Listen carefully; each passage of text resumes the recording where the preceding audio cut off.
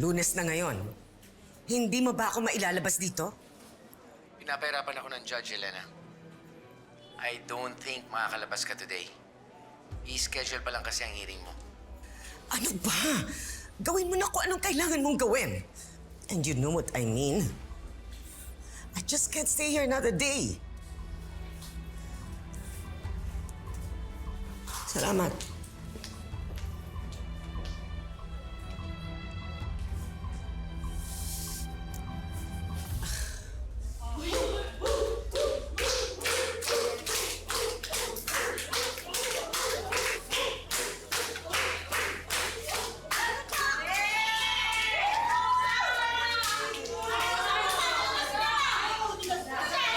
Yung nakaaway ko, sinakis ako, binigyan ko sa giliran.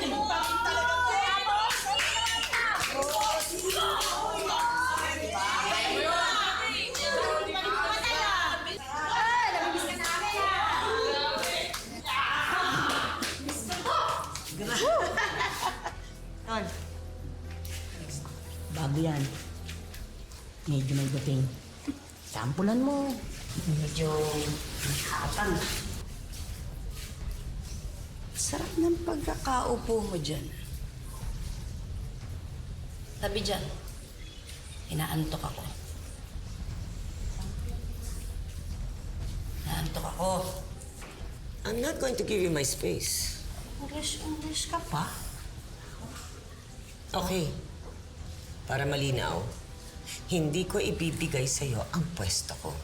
Naiintindihan ko, hindi ako tanga. Eh, yun naman pala eh. Then leave me alone. Yan.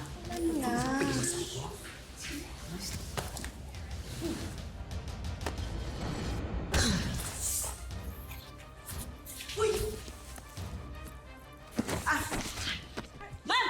Ma'am! May hinimatay! Sa may dito, bilis!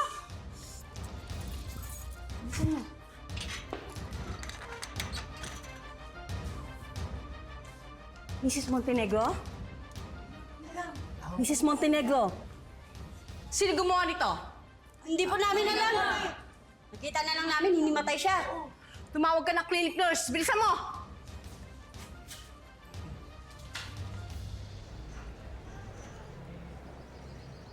Are you serious, huh? Gusto mo kong tumira kasama ka? Oo. Kapalit ng paglaya ni Helena. Don't ever accept her offer.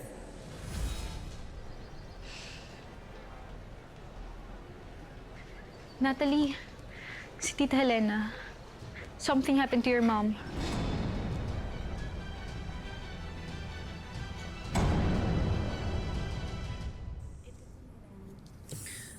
Thank you. Ay, nako, Helena. Look at you. You look so miserable. Buti na lang, dumalaw ako.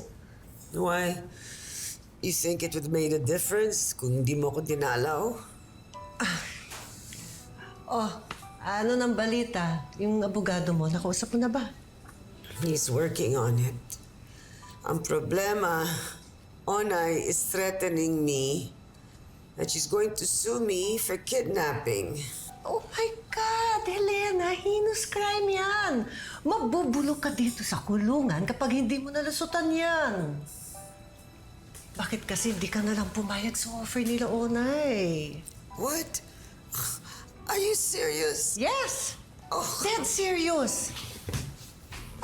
Kesa naman mamatay ka sa bugbog dito sa maduming kulungan na to. Look, Agatha, pag pumayag ako sa gusto ni Onay, edi parang nagpatalo lang ako sa isang pandak. Malaya na ako, pero talo na naman. Look, once you're free, you can plan for your big win. Makakagawa ka na ng paraan para makuha mo si Natalie kay Onay.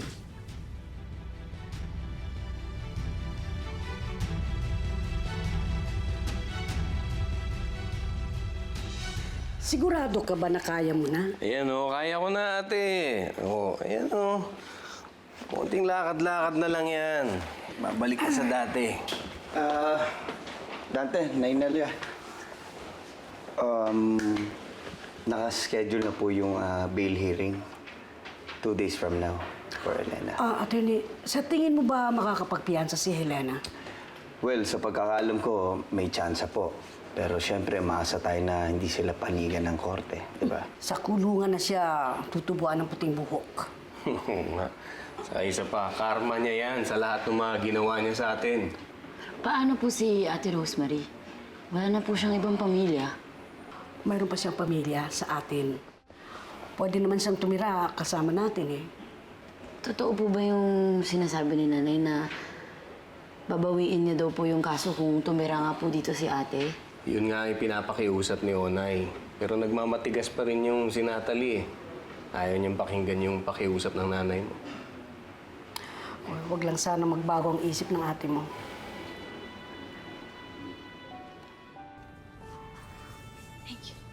Ma, ano nangyari sa'yo? I got into a fight. Bumangga yung ulo ko sa pader. What? Sino gumawa nun sa'yo? One of the inmates. Hindi ko kilala. Sino? Para mapareport na natin. Don't worry about this, Natalie. Lumipat na siya sa ibang kulungan. Okay. Hindi ko na hayaan magtagal ka dito, Ma'am. Kung ano pang mangyari sa'yo eh.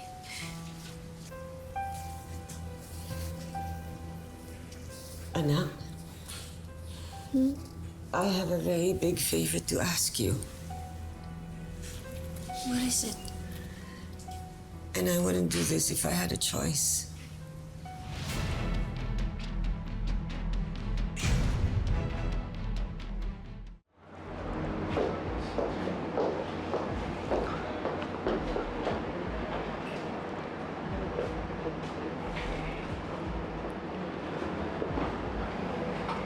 Magandang araw, ma'am. Himalang pinatawag niyo ako. May pinapasabi si Helena nung dinalaw ko siya. She needs your help. May gusto siyang pagawa sa'yo. Akala ko ba ayaw niya sa serbisyo ko? Mabuti na lang hindi ako umalis ng Maynila. Magulo lang ang isip niya noon. Tsaka ang dami mo naman kasi ginawang kapalpakan. Pero, alam naman niya na ikaw lang ang may kayang gumawa ng gusto niya. Tsaka hindi magiging problema ang pera. Ano bang pinapagawa niya? Gusto niya makaganti kay Onay sa lahat ng ginawa sa kanya. Gusto niya si Onay naman ang mahirapan. Walang problema yan. Tatawagan ko ng mga tauhan ko. Pero Castro ha, walang patayang mangyayari. Hindi ninyo papatayin si Onay. Do you understand? I swear, Wendy, mababaliw ako kung hayaan ko lang magtagal sa kulungan si Mommy. Baka hindi lang yun yung mangyari sa kanya eh. Baka balikan siya ng mga kaaway niya. Baka mamaya maging totoo na yung panaginip ko. Well, maybe you can ask the lawyer to move your mom in some safe place. Ginawa ko na yun. Kinausap ko na yung lawyer, pero nakakulong pa rin naman siya eh. It's okay. Just calm down, okay?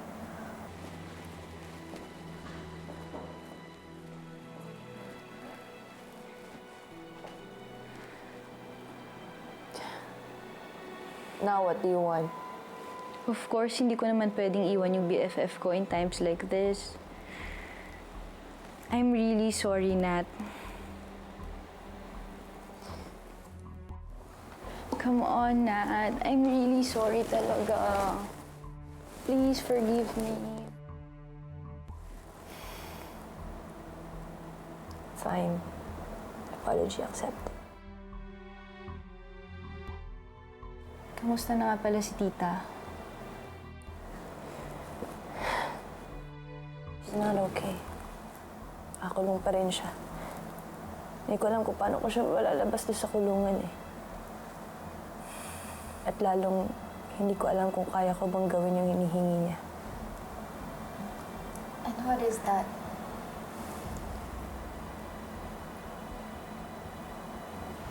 Gusto niyang tanggapin ko ang offer ni Aling Onay.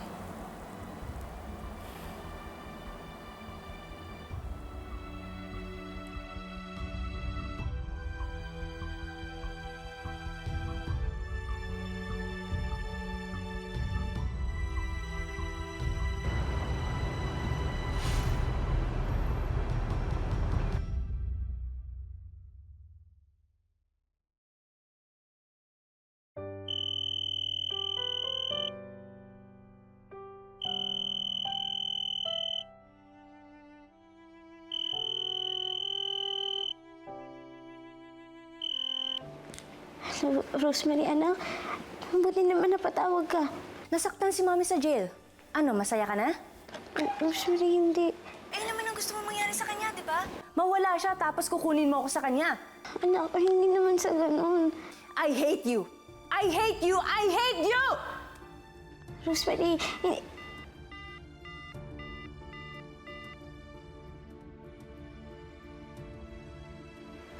Nat, kanino? Bakit ka galit? Nat, saan ka pupunta? So what now? Bakit hindi mo na lang kasi accept yung offer ni Aling Onay? I don't know, Luis. Naguguluhan na ako. Ngayon pa nga lang may nangyari ng masama kay Tita Helena eh. What if mas malala pa yung mangyari? Pwede ba? Ayoko nang pag-usapan to. Okay. Gusto ko na makalimutan ko to, kahit saglit lang. Let's go na.